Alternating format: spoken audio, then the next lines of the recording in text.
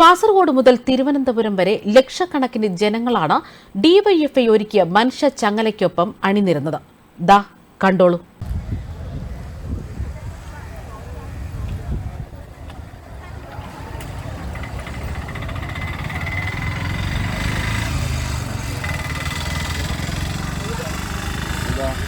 Time 4:59 മനുഷ്യ ചങ്ങല പോക്കുപടിക്ക് ഈ കാണുന്ന കോലത്തിലുള്ളത്.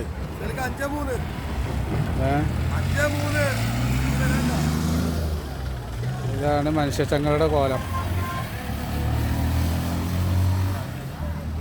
കണ്ടില്ലേ, ഒരു 10 ആളെ കൊടുന്ന് നിർത്താൻ ഇവിടെ ഉണ്ടായില്ല.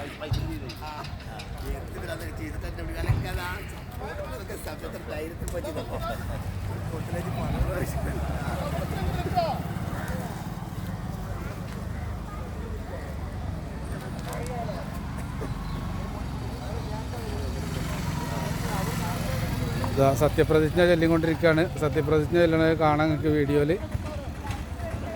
ഇവിടെ ഒന്നും ഒരു മനുഷ്യല്ല. ടൈം കഴിഞ്ഞു.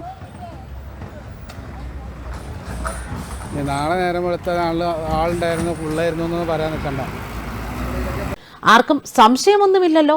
കാസർഗോഡ് മുതൽ തിരുവനന്തപുരം വരെ നീണ്ട ഡിവൈഎഫ്ഐയുടെ മനുഷ്യ ചങ്ങലയിലെ കണ്ണികളാണ് പലയിടത്തും പൊട്ടിപ്പോയത്.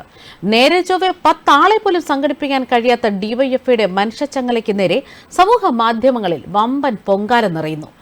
ഇനിയും സഹിക്കണോ ഈ കേന്ദ്ര അവഗണന എന്നൊക്കെ പറഞ്ഞുകൊണ്ടാണ് ഡിവൈഎഫ്ഐ മനുഷ്യച്ചങ്ങല തീർത്തതെങ്കിലും സമൂഹ മാധ്യമങ്ങളിൽ നിറയുന്നത് മുഴുവൻ പിണറായി സർക്കാരിന്റെ അവഗണനയെക്കുറിച്ചാണ്. അതിലാദ്യം തന്നെ കേരളത്തിൽ പോലീസ് കോൺസ്റ്റബിൾ ജോലി കൊടുക്ക് CPM ഡിവൈഎഫ്ഐക്കാര എന്നാണ് കമന്റുകൾ.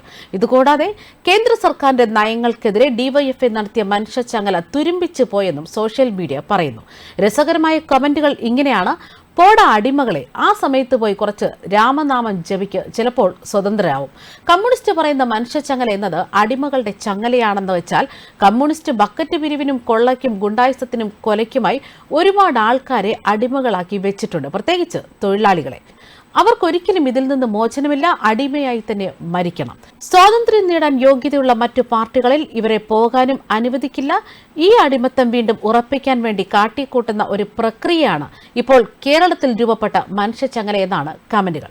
ഇതിനിടെ മറ്റൊരു രസകരമായ കമന്റ് ഇങ്ങനെയാണ്: ഇത്രയായിട്ടും ഇനിയും കേരളത്തിൽ പൊട്ടന്മാരുണ്ട് എന്നത് ഈ മനുഷ്യച്ചങ്ങല മുഖേന തെളിഞ്ഞുവെന്ന് കമന്റ്. മറ്റൊന്ന്, മനുഷ്യച്ചങ്ങല മാത്രമല്ല, ഈ സർക്കാർ തന്നെ ജനങ്ങൾക്ക് ബുദ്ധിമുട്ടായി മാറിയിരിക്കുന്നു.